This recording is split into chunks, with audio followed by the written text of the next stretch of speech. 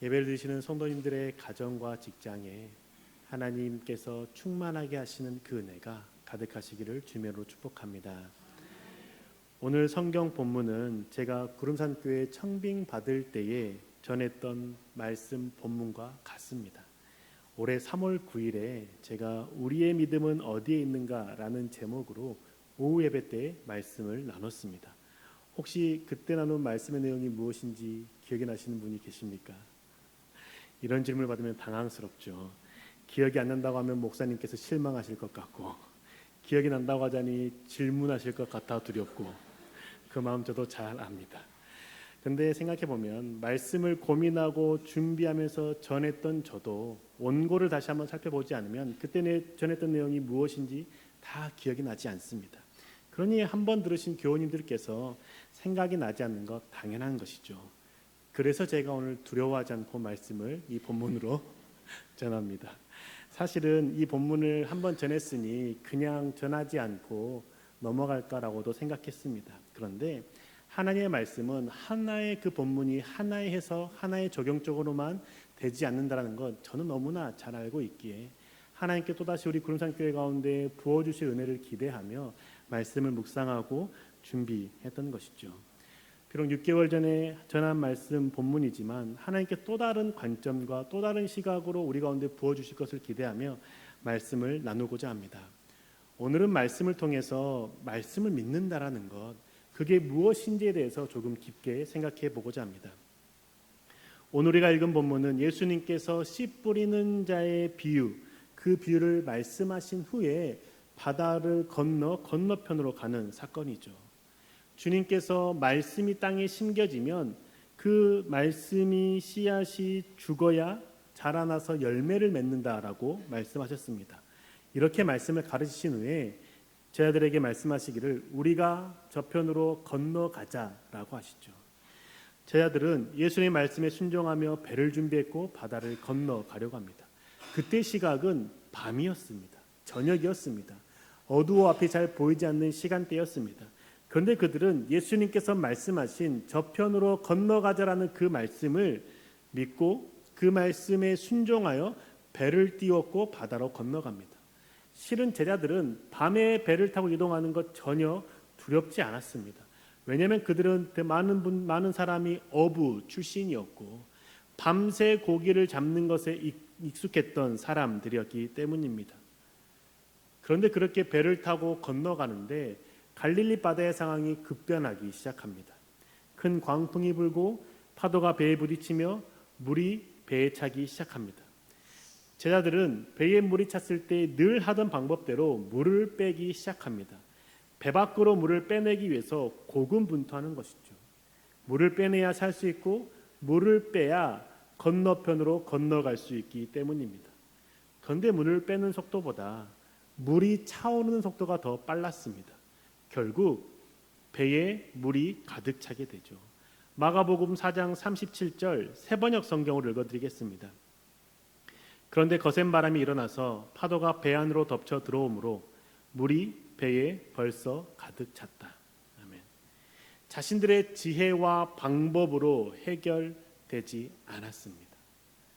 자신들이 어부로서의 익혔던 그 많은 기술들을 동원해서 배에 물을 빼고 건너가려고 했지만 이미 배에 물이 가득 차 버렸습니다. 그때 그들의 눈에 예수님이 들어온 것이죠. 예수님이 배 안에서 뒤쪽 고물에서 주무시고 계셨습니다. 아니, 어쩌면 주무시는 척 했던 것 같습니다. 왜냐하면 배에 물이 찼는데 물이 찬 그 상태에서 잠이 들 사람은 없기 때문인 것이죠. 설령 잠이 들었다고 해도 배에 물이 차게 되면 깨게 마련입니다. 그런데 예수님께서 계속 누워있는 그 모습을 보고 제자들이 화가 나죠. 자신들이 어떻게 고생하면서 물을 빼내고 살려고 하고 건너편 넘어가려고 하는데 모른 척하며 누워있을 수 있냐라면서 화를 내기 시작합니다. 마가복음 4장 38절 현대어 성경으로 읽어드리겠습니다. 그러나 예수님은 배의 뒷부분에서 베개를 베고 주무시고 계셨다. 제자들은 예수님을 깨우며 선생님, 우리가 죽게 되었는데도 모른 척 하십니까? 하고 소리쳤다. 예수님께 소리칩니다. 우리가 죽게 되었는데 모른 척 하냐고 화를 냅니다. 모른 척한다라는 말의 의미가 무엇일까요? 왜 일어나서 배의 물을 빼지 않고 가만히 있느냐라고 말하는 겁니다. 이들은 자신들의 실력, 자신들의 방법, 노하우, 기본적인 것을 통해서 예수님이 그대로 움직여 주셔야만 자신들을 모른 척하지 않고 함께 이 난간을 헤쳐나갈 거라고 생각했던 것이죠. 배에 물이 차면 물을 빼는 것 상식이지 않습니까? 그래야 배가 가라앉지 않기 때문입니다.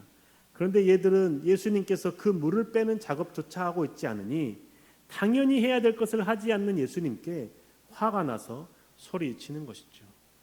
제 아들은 함께 살아서 저쪽 건너편으로 가기 위해서 고생하고 있는데 예수님은 누워서 자고 깨었는데도 불구하고 가만히 계시는 모습에 화가 나고 마음이 상했던 것이죠.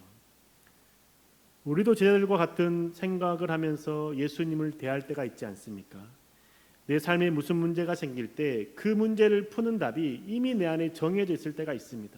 사업이 어려워질 때 사업이 다시 회복되는 것이 당연하다고 생각하고 그렇게 하기 위해서 노력합니다. 물론 그렇게 해야 되는 것이죠. 그래서 내가 할 수 있는 모든 방법을 동원하면서 노력해봤지만 해결되지 않을 때 하나님께 화가 난 적은 없으십니까? 그런데 하나님께서는 어쩌면 사업이 어려질 때 사업이 회복되는 것이 답이 아니라고 말씀하실 수도 있습니다. 그리고 사업이 어려졌을 때 너가 하는 그 방법이 아니라 다른 방법으로 해결책이 있다는 것을 말씀해 주실 때도 있습니다. 그런데 우리가 가지고 있었던 기본적인 방법, 그 삶의 노하우만을 통해서 해결하다가 하다 보니 잘 안 될 때 하나님께 화가 나는 것이죠. 취업도 마찬가지이고 승진도 마찬가지 아닙니까? 질병에 대한 것도 마찬가지 아닙니까? 내가 익숙히 해왔던 방법, 그 방법대로 그런 승진과 취업과 질병에서 이겨내려고 했지만 잘 안 될 때 하나님께 왜 나를 모른 척하냐면서 서운하신 적 없으십니까? 그런데 주님은 질병이 있어도 주님을 깊이 만날 수 있다라고 말씀하시는 것이고, 지금 네가 승리되지 않아도 다른 길이 있다라고 말씀하시기도 하고, 네가 지금 그곳에 취업이 되지 않는다고 해도 다른 곳에 내가 길을 냈다라고 말씀하시기도 하시는 분이시라는 것이죠. 그런데 우리가 가지고 있었던 그 길, 그 정답, 그 생각만으로 하나님께 나아가려고 하다 보니, 그 문제를 해결하다 보니 안 될 때 화가 나는 것이죠. 그리고 이뿐만 아니라 가족 구원도 마찬가지지 않습니까? 가족을 구원하고자 할 때 어떻게 해야 할지 막막합니다. 그래서 교회에 데리고 나오려고 노력합니다. 교회에만 나가면 하나님께서 만나 주실 것이라는 믿음이 있었기 때문입니다. 그런데 교회에 데리고 나와도 그 가족 구성원이 변하지 않고 교회에 나가는 것을 더 싫어하고 불편해할 때 우리의 마음은 어려워지지 않습니까? 그런데 가만히 생각해 보면 하나님께서는 꼭 교회에 데리고 나와야만 구원해 주신다라고 말씀하신 적이 없습니다. 하나님께서 구원을 이루시는 역사는 다양하죠. 그런데 우리는 우리가 생각하는 방법으로만 문제가 해결되어야 되고 그 결과가 나와야 된다라고 생각하니 마음이 무거워지는 겁니다. 지금 제자들도 자신이 가지고 있는 모든 방법을 동원했지만 해결되지 않자 예수님께 화를 내고 있는 것 아닙니까? 그런데 그들이 예수님께 화를 내는 근본적인 이유가 무엇인지 아십니까? 예수님의 말씀을 믿지 않았기 때문입니다. 예수님께서 제자들에게 배를 타실 때 무엇이라고 말씀하셨습니까? 우리가 저편으로 건너가자라고 말씀하지 않았습니까? 마가복음 4장 35절의 말씀입니다. 그날 저물 때에 제자들에게 이르시되 우리가 저편으로 건너가자 하시니. 아멘. 주님께서 하신 말씀은 저편으로 건너가자입니다. 저편으로 건너간다라는 말씀이지 않습니까? 그렇다면 이 말씀을 제자들이 온전히 믿었다면 풍랑이 불고 파도가 넘치는 상황에서도 건너편을 넘어갈 것을 의심하지 않았을 겁니다. 그런데 그들은 이 말씀을 온전히 믿지 못했습니다. 기억하지 못했고 잊어버렸습니다. 왜 기억하지 못하고 잊어버렸습니까? 풍랑을 만났기 때문이죠. 풍랑을 만나지 않았다라면 그들은 그냥 그 배를 저 건너편으로 건너갔을 겁니다. 그런 말씀이 이루어지는 것이죠. 그런데 그 말씀이 이루어지는 것이 자신들의 노하우였고 자신들의 실력이었으며 자신들의 능력으로 이루어진 거기 때문에 하나님의 말씀이 어떻게 역사하는지를 볼 수 없었을 것입니다. 지금 예수님께서는 씨 뿌리는 자의 말씀을 비유하신 후에 제자들에게 실제적으로 말씀이 마음에 심긴 것이 무엇이고 어떻게 열매 먹고 자라는지에 대해서 가르쳐주고 계신다는 것이죠. 제자들에게 저편으로 건너가자라는 말씀의 씨앗을 던지셨습니다. 그게 그들의 마음에 심겼기에 배를 타고 건너가기 시작한 것이죠. 그런데 그들이 가다가 풍랑을 만난 겁니다. 환난과 고난을 만나게 된 것이죠. 그러자 그들의 마음속에 심겼던 그 씨앗은 사라져 버린 겁니다. 마치 돌짝밭에 심겨진 씨앗과 같지 않습니까? 그 씨앗이 심겨진 것 같지만 뿌리를 깊이 내리지 못했기 때문에 풍랑과 환난 가운데 금세 말라버려서 열매를 맺지 못한 것과 같다라는 겁니다. 지금 제자들의 마음이, 제자들의 믿음이 그와 같다라는 것을 예수님께서 깨닫게 하시고 가르치시는 과정이라는 것이죠. 만약에 이들이 예수님의 말씀을 진짜로 믿었다면, 전심으로 믿었다면 어떻게 반응했을까요? 한치 의심 없이 주님께서 하신 말씀, 우리가 저편으로 건너가자라는 말씀을 믿었다라면 그들은 풍랑이 불고 파도가 넘쳐날 때에도 우리는 저편에 건너갈 수 있다는 것을 믿고 기다렸을 겁니다. 예수님께서 어떻게 하실지 기대하는 마음으로 바라봤을 겁니다. 그럼 예수님께서 잠자는 자리에서 잠자는 척하는 것이 아니라 일어나 파도와 바람을 잠잠케 하셨을 것이죠. 그런데 이렇게 하는 것은 우리가 생각해도 어나더 레벨의 믿음이지 않습니까? 배에 물이 차기 시작하는데 가만히 주께 사실 거야 라고 믿을 수 있을까요? 없죠. 우리의 수준을 좀 내려와서 생각해 보면 그때 어떻게 할까요?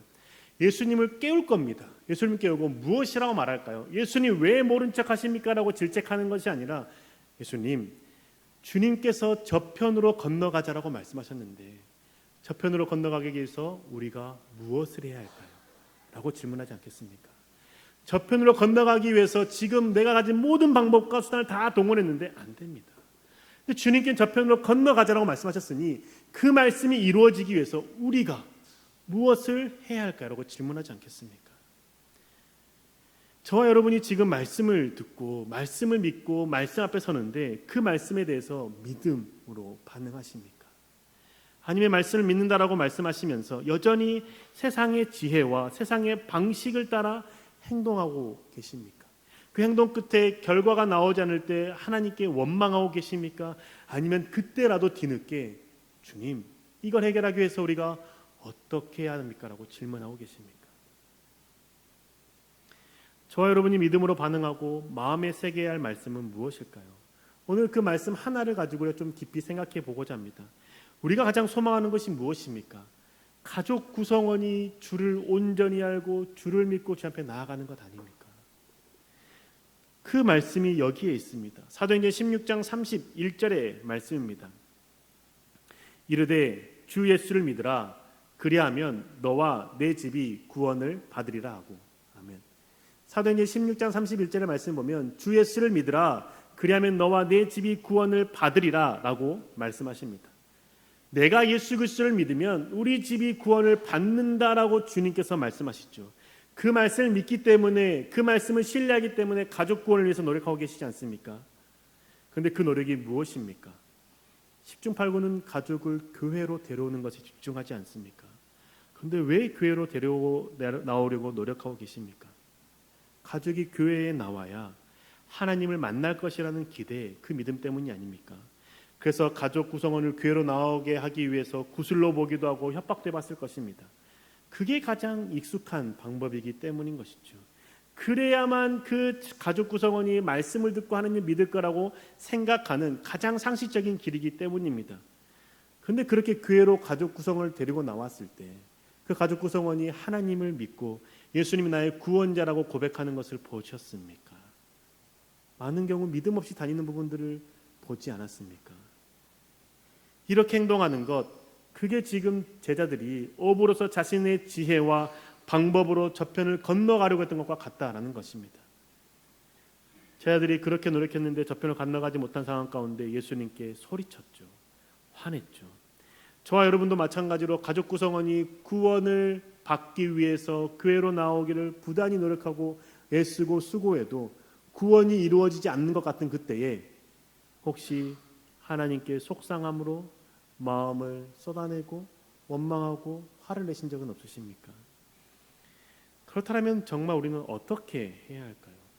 주 예수를 믿으라 그리하면 너와 내 가족이 구원을 얻으리라라고 하셨던 이 말씀 어떻게 해야 할까요? 우리에게 익숙한 것을 내려놓는 것부터가 시작입니다. 교회에 데리고 나오려고 하는 그 노력을 내려놓으라는 말씀이 아닙니다. 왜 교회에 데리고 나오려고 하는지를 생각해보고 그 잘못된 마음을 내려놔야 된다는 것이죠. 우리에게 익숙한 것은 교회에 나오면 말씀을 듣고 교회에 나오면 좋은 사람을 만나고 재밌어서 말씀 가운데 은연중에 하나님을 믿게 될 거라고 생각합니다. 그런 생각이 우리를 오히려 잘못된 믿음으로 인도할 수 있다는 것을 생각해 보셨습니까? 우리가 교회를 데리고 나야만 가족 구성원이 예수를 믿을 수 있다고 생각하는 것은 하나님이 교회에 가야만 만나주시는 분이라는 잘못된 믿음인 것이죠. 이건 마치 구약에서 성전에 가야 하나님을 만날 수 있다고 생각했던 구약의 유대인들과 같은 생각이지 않습니까? 그들의 신앙이 어땠습니까? 구약을 통해서 우리가 꾸준히 봐왔을 때 성전에서 하나님을 만났지만 집에서나 가정에서나 직장에서나 삶의 자리에서 하나님을 외면하며 살지 않았습니까? 그래서 주님께서 끊임없이 돌이키라라고 주께서 선지자를 보내고 그들을 책망하지 않았습니까? 우리가 가족 구성원이 교회에 나와야만 하나님을 만날 거라는 생각, 그 생각을 버리는 것부터가 중요하다는 것이죠. 예수님 믿고 하나님을 믿는다는 것은 교회를 다니는 것과 같다라는 것, 교회를 다니면 예수 믿는다는 것과 이 꼴이 아니라는 겁니다. 교회를 다녀도 예수를 바르게 믿지 않는 사람 너무나 많죠. 교회에 나와서 이제 앉아있지만 하나님을 모르는 사람 부지기수로 많습니다. 예수를 믿는다는 것은 무엇이냐면 하나님의 자녀가 되는 것입니다. 요한복음 1장 12절의 말씀입니다. 영접하는 자 곧 그 이름을 믿는 자들에게는 하나님의 자녀가 되는 권세를 주셨으니 아멘.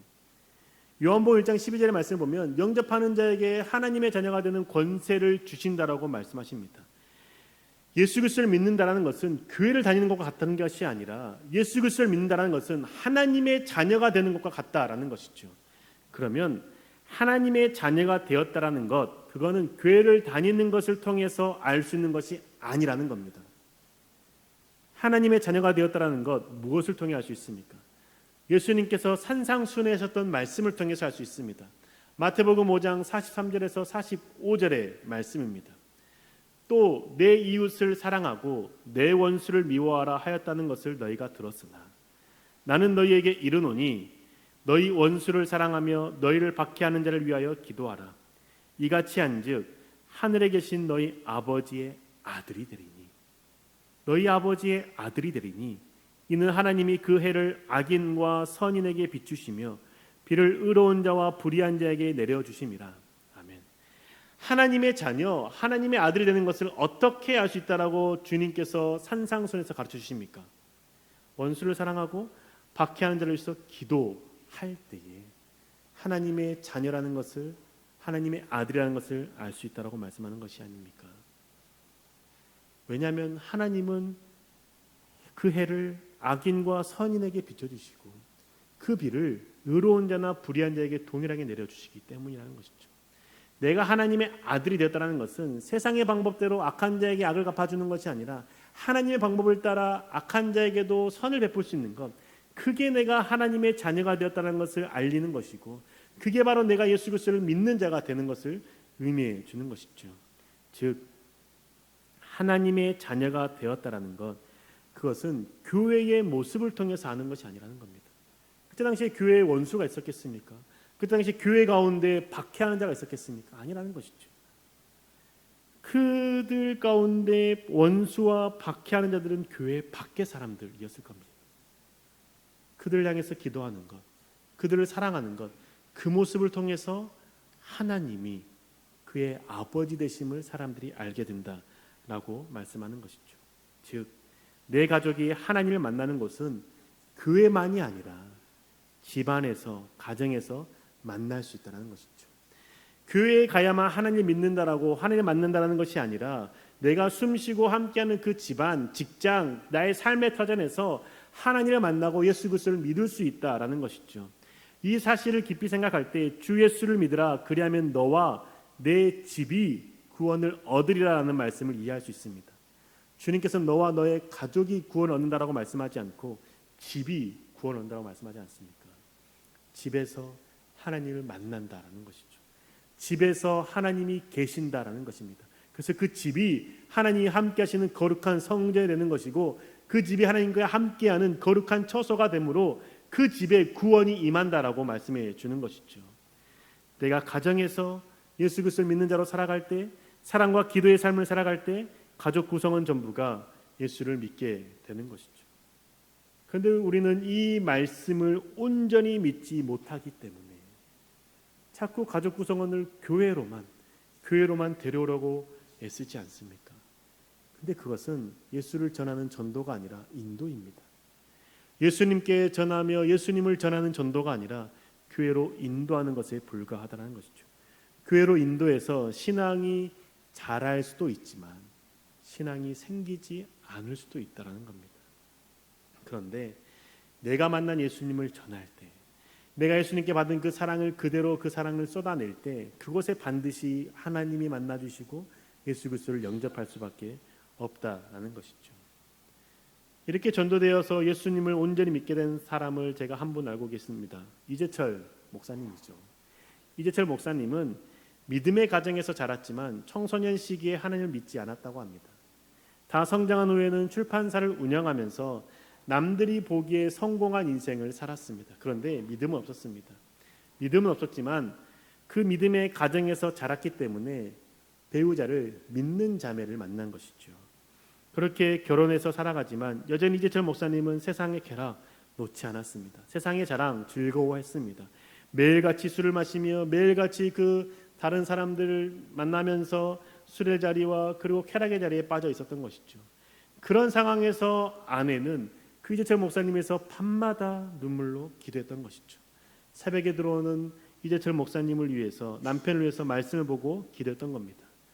그런데 그러던 어느 날 이재철 목사님이 술을 먹고 새벽에 들어왔는데 아내가 기도하다 잠든 모습을 보았습니다. 그리고 그 기도하다가 적어놓은 노트에 적어놓은 그 글귀를 보고 그 자리에서 무릎을 꿇고 펑펑 울었다라는 것이죠. 그리고 주를 만났다라고 고백합니다. 그 글의 내용은 무엇이었냐면 남편 때문에 너무 힘들다라는 겁니다. 그런데 이 남편을 주님께서 나에게 감당하시라고 맡기신 분이라면 끝까지 품고 가겠다라는 내용의 글귀였던 것이죠. 그 글귀를 보고 이재철 목사님은 자신은 성공해서 잘 산다고 생각했지만 그게 아니라는 것을 너무나 깨달았고 하나님께 회개하며 눈물을 흘리고 그 자리에서 주를 만났다라는 것이죠. 그리고 신학교에 들어가 목회자의 삶을 살아가게 되는 겁니다. 이재철 목사님께서 하나님을 만난 장소가 어디입니까? 교회입니까? 아닙니다. 누군가의 말씀, 누군가의 설교를 듣고 만났습니까? 아닙니다. 가정에서 기도하며 무릎 꿇고 기도하는 아내의 모습을 통해 사랑으로 끝까지 자기를 섬겨주는 그 모습을 통해 하나님을 만나게 되었고 믿음을 갖게 된 것이죠. 하나님은 교회에만 계시는 분이 아닙니다. 하나님이 교회에만 계시는 것 같다라고 생각하니 자꾸 교회로만 데리고 오려고 하는 그 마음 이제 내려놓을 수 있어야 됩니다. 가정에 하나님이 계신다는 것이죠. 가정에서도 역사하시는 하나님을 우리의 가족 구성원이 만날 수 있다는 겁니다. 이 사실을 믿을 수 있어야 되는 것이죠. 이 사실을 믿어야만 기도하고 섬기며 사랑함을 통해서 그 주 예수를 믿었을 때 나와 나의 집이 구원을 받는 놀라운 은혜를 경험할 수 있는 것이죠. 이 말씀을 믿어야만 우리는 두려워하지 않고 가족 구성원에게 끊임없이 말씀을 전하고 받은 은혜를 나누게 될 것입니다. 그런데 우리가 이 말씀을 온전히 믿지 못할 때 두려워하게 되는 것이죠. 불안해하게 되는 겁니다. 제자들이 예수님의 그 말씀, 저편으로 건너가자라는 그 말씀을 믿지 못했기 때문에 두려워하고 불안했던 것 아닙니까? 자신들의 방법으로만 건너가려고 했지만 안 되자 예수님께서 소리쳤던 것 아닙니까? 그 소리를 듣고 예수님께서 깨어나셔서 어떻게 하셨습니까? 파도와 바다를 그리고 바람을 잠잠케 해주셨죠. 그리고 나서 무엇이라 말씀하십니까? 마가복음 4장 40절의 말씀입니다. 이에 제자들에게 이르시되 어찌하여 이렇게 무서워하느냐? 너희가 어찌 믿음이 없느냐 하시니. 아멘. 제자들에게 말씀하시기를 어찌하여 이렇게 무서워하느냐? 왜 믿음이 없느냐라고 말씀하시죠. 왜 믿음이 없느냐라고 말씀하시는 이 믿음의 내용이 무엇입니까? 주님께서 하셨던 말씀, 저편으로 건너가자라는 말씀, 왜 믿지 못하니? 왜 믿지 못하고 두려워하니?